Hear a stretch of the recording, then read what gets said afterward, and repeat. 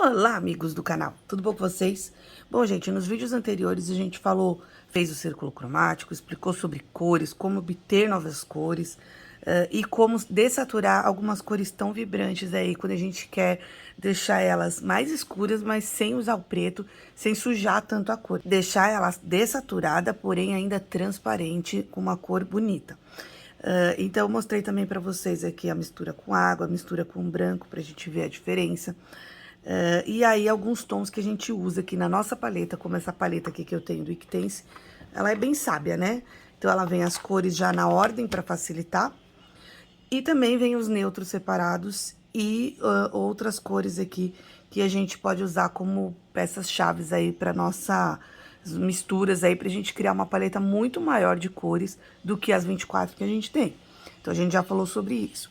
E aí, eu deixei para esse vídeo pra gente mostrar como adquirir cores neutras e como neutralizar as cores. E também essa preocupação de repente, a gente tá fazendo uma ilustração e não neutralizar as cores na hora que elas misturam ali e dá um efeito que talvez a gente não queira dar. Então, como que acontece isso? Eu vou explicar agora pra vocês. Uma coisa que eu falo sempre é, não tenha... Infelizmente, né, na arte, a gente não pode ter esse medo ou esse problema de ficar gastando folha. Eu acho que aqui não é um gasto, esse investimento. Eu sempre falo pra vocês. Então, por exemplo, aqui vocês poderiam usar o outro lado, mas como eu já expliquei pra vocês que eu exponho, né, essa folha aqui, ela tava pendurada aqui no meu mural, então eu deixo sempre pra uma boa visualização, pra poder ver as misturas e tudo. Então, é sempre um investimento que vocês fazem, tanto de técnica, de conhecimento e de material também, para vocês irem sujando, né, riscando outras folhas e de repente depois vocês podem virar e usar o outro lado, tá? Então, não tenha esse problema de gastar a folha para fazer testes. Eu já falei para vocês, aqui é legal porque é um kit que já veio com cores neutras, mas a gente pode criar muitas outras tantas, né? Como que a gente faz isso? A gente aprendeu aqui a fazer o círculo cromático, e o círculo cromático, ele é bem explicadinho aqui, então a gente consegue, através aqui do círculo, qualquer cor que a gente pega a oposta do círculo, que está, né, totalmente oposta aqui, ela é a cor complementar dela. Então, essa cor aqui é exatamente a complementar dessa. Então, o que falta dessa daqui para elas se juntarem e criar uma cor neutra. Então, a gente tem as três primárias, o amarelo, o vermelho e o azul. Se a gente misturar as três primárias, ela vai criar um tom neutro. Vamos ver? Então, aqui eu já tirei da minha paleta o amarelo, o vermelho, eu usei o Sun Yellow, o Pop Red e o Bright Blue. Então, se eu pegar aqui, né, tudo, um pouquinho de cada cor.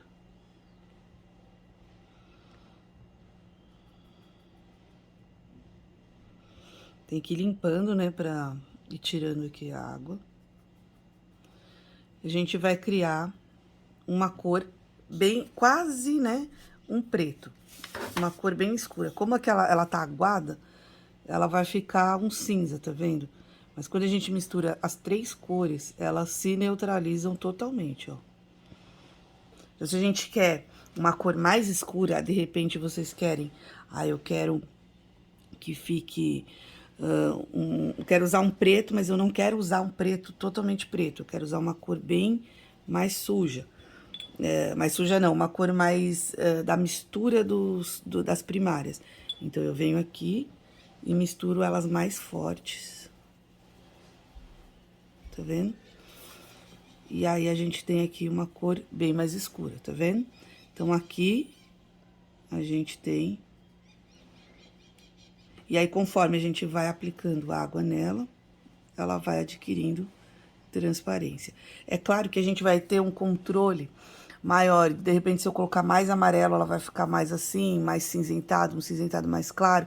Vai fazer uma modificação, mas isso tudo é meio complicado, porque a gente nunca vai conseguir fazer a mesma mistura de ainda mais de 3 cores 100%, tá? Então, isso aqui é uma média pra gente poder entender. E aí, por que que eu tô falando isso? Porque vai ficar muito mais fácil de entender agora por que que o círculo cromático, olha como ele é tão perfeito, né? Então, eu vou pegar uma cor básica que é mais fácil, mas aqui não é só uma cor primária com uma secundária que acontece isso, tá? Acontece com qualquer cor aqui que rebate no círculo cromático, tá? Então, por exemplo, se eu pegar esse verde-limão aqui com esse... Não, esse aqui seria o verde, né? O verde-limão com esse azul, esse roxo aqui com esse vinho, ele também vai neutralizar, tá? Então, não é só o vermelho com verde, o amarelo com roxo, o azul com laranja.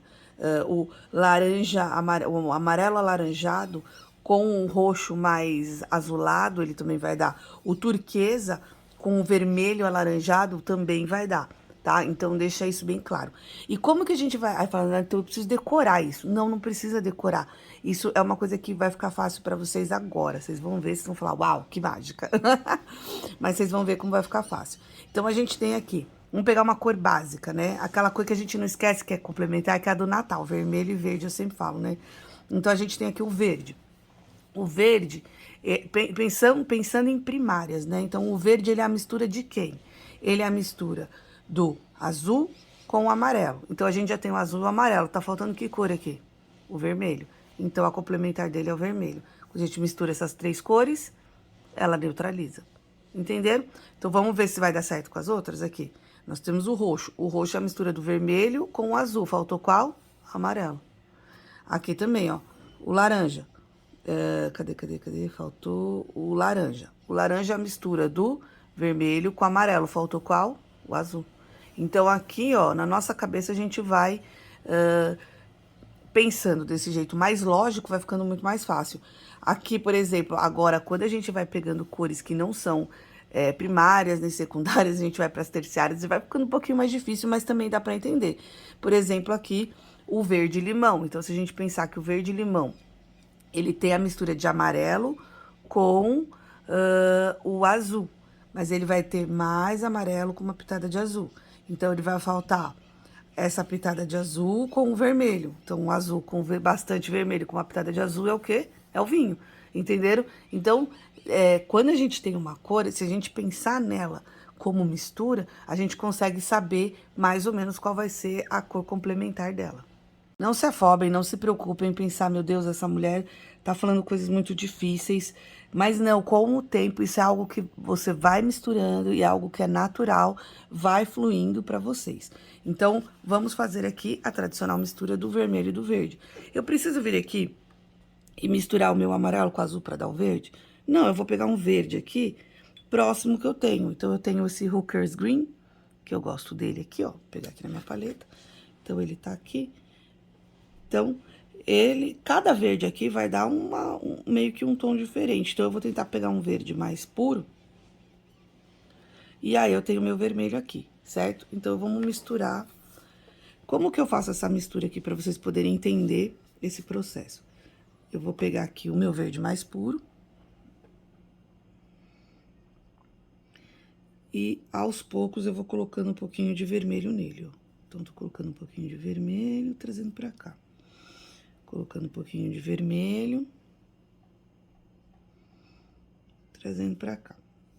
Colocando mais um pouco de vermelho. E aí, a gente vai fazendo todo esse percurso, ó. Vou começar a pegar aqui da minha paleta. Mais um pouco de vermelho. Uma hora, ele vai chegar aqui. E aí, ele vai chegar na cor, na mistura que seria a neutra total, né? Na metade neutra dele. E aí, depois, ele vai começar a passar pro vermelho. Então, vamos ver como é que vai ficar, ó. Eu vou fazer aqui, eu fiz com o vermelho, enquanto tá secando eu vou fazer com o amarelo e o roxo. E vou fazer com o laranja e o azul, que são as primárias e secundárias, tá? Então, vou fazer rapidinho e aí a gente já volta.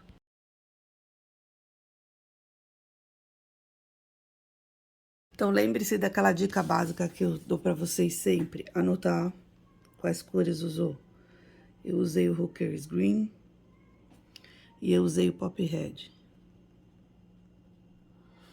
Se vocês estiverem fazendo com as mesmas aquarelas que eu sei que vocês vão perguntar. Então, aqui eu usei o Sunny Yellow. E aqui, gente, isso que eu quero mostrar pra vocês, algo bem interessante. A paleta aqui, na minha mistura, acho que vocês vão ver melhor aqui, a gente tem dois tons aqui a gente tem o, deixa eu pegar os nomes, né? O Violet e o Dark Plum. Então, tem o Dark Plum, que é esse aqui, que é mais puxado pro vermelho, e o Violet, que é mais puxado pro azul. Mas eu precisava de um roxo. Então, o que que eu fiz? Eu misturei os dois. Eu poderia ter misturado o vermelho com o azul? Poderia, mas eu misturei já os dois roxos que eu tenho. E aí, eu encontrei aqui a mistura deles. Então, eu achei um roxo mais puro. Então, ele é a mistura do Dark Plum mais o Violet, tá? Pra achar essa mistura aqui das cores. E esse aqui eu usei o Light Orange.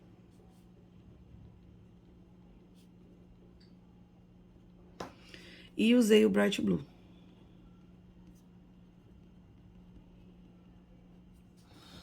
E aqui foram as 3 cores, né? Então, vamos colocar Sunny Yellow, Pop Red e Bright Blue. Olha só, eu gosto de fazer essa escala aqui, porque às vezes a gente só mistura e aí a gente encontra um tom. Mas se a gente for misturando, misturando, misturando, daqui mais ou menos até aqui, olha só os tons de marrom que a gente conseguiu encontrar, os tons neutros. Aqui é a mesma coisa, daqui até aqui, olha só quantos tons, mas aqui eu acredito que do amarelo com o roxo, né, a gente encontra tons mais acinzentados do que marrom. E do laranja aqui pro azul, olha os tons de marrom também que a gente conseguiu encontrar aqui.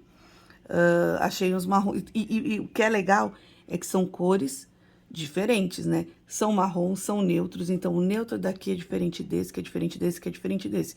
E aí a gente pode ir misturando. E por que que é tão importante? Porque às vezes a gente vai fazer uma paisagem, e eu particularmente gosto muito daquela paisagem que sai do roxo, vai pro rosa, o azul, roxo, rosa, vai pro amarelo. Só que se o amarelo entrar em contato direto com o roxo, olha só como vai sujar. E aí a nossa paisagem não vai ficar. Então, a gente tem que tomar cuidado. Muitas pessoas misturam, gostam de misturar o céu azul com laranja. Então, fica esses tons aqui intermediários, que também fica bonito. Mas a gente tem que saber que vai acontecer na mistura.